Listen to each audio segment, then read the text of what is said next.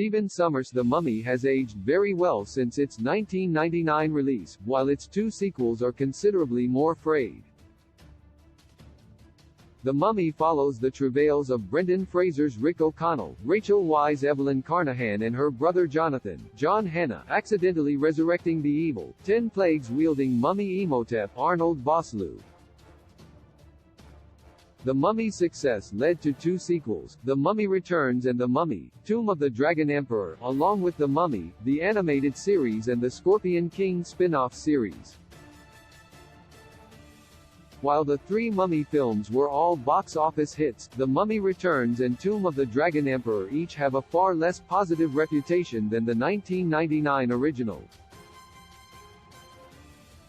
With the 2020 hindsight afforded by the two sequels' storytelling choice, technical aspects, and the larger adventures they add to the Mummy franchise's timeline, a few key decisions and components help explain why the two have not retained the kind of B-movie love the Mummy continues to enjoy.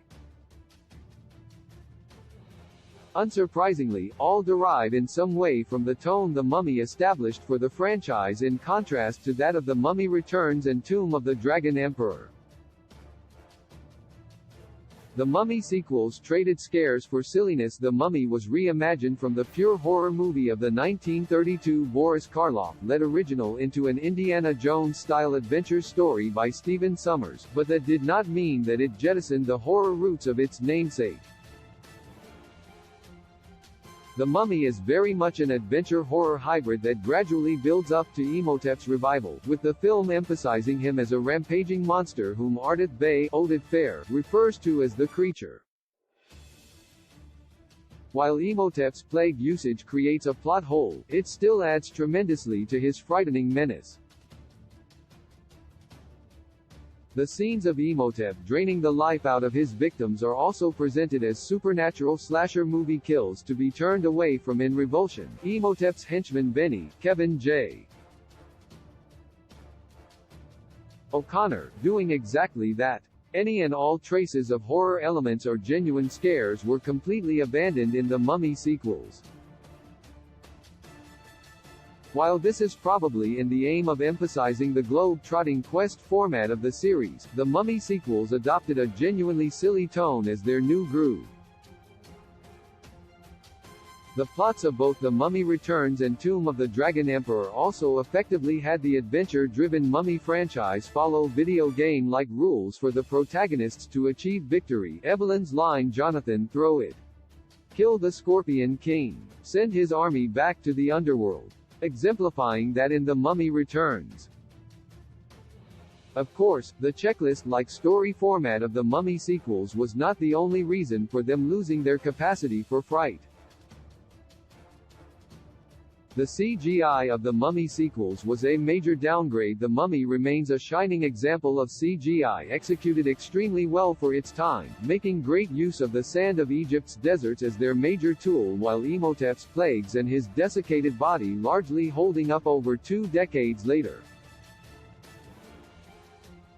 Unfortunately, the effects of The Mummy Returns took a sharp drop from the quality of their predecessor, with effects like the Anubis soldiers and Imhotep's wall of water bearing his face never coming close to the convincing CGI of The Mummy.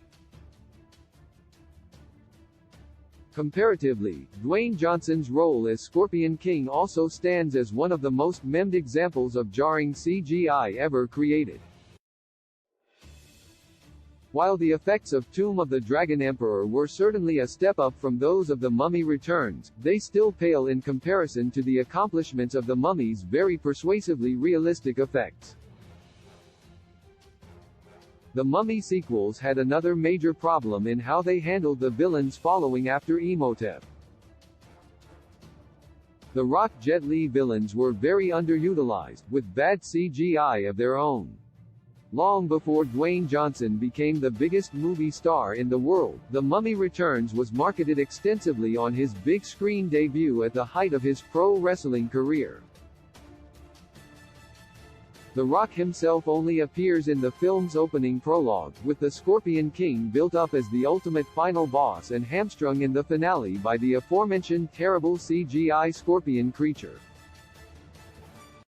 though the Scorpion King franchise handled its innate cheesiness much better and gave the character far more to do as the adventurer known as Matthias. His minor role in the film coupled with the bad CGI he was saddled with left him a very toothless big bad for The Mummy Returns. Tomb of the Dragon Emperor took the O'Connells on an adventure to China with Jet Li as a resurrected ancient emperor. While his CGI in his terracotta form was marginally better than that of the Scorpion King, Tomb of the Dragon Emperor kept him in this form much longer than necessary. Furthermore, Jet Li being one of the greatest martial arts stars of all time was something that Tomb of the Dragon Emperor utilized far less heavily than the rest of Jet Li English-language filmography. Li only has two notable fight scenes against Michelle Yeoh and Brendan Fraser, who trained in Krav Maga for the film, both of them fairly short and relatively bland in their fight choreography, a huge missed opportunity on the part of Tomb of the Dragon Emperor. The shortcomings of the Mummy sequels do not suggest that there is no entertainment value to be found in The Mummy Returns and The Mummy, Tomb of the Dragon Emperor. Like The Mummy, neither of its sequels have any qualms about what they are, and the goofiness of each is not without their own endearing quality. Even still, The Mummy remains fully appreciable for the fun feeling of escapist adventure blended with horror and comedy that its two sequels did not similarly capture. With the potential now having been set for Brendan Fraser to come back in The Mummy 4 as the actor has expressed an openness to reprise his role as Rick O'Connell, the best option for it is to look back to the beginning to the example The Mummy set for the series.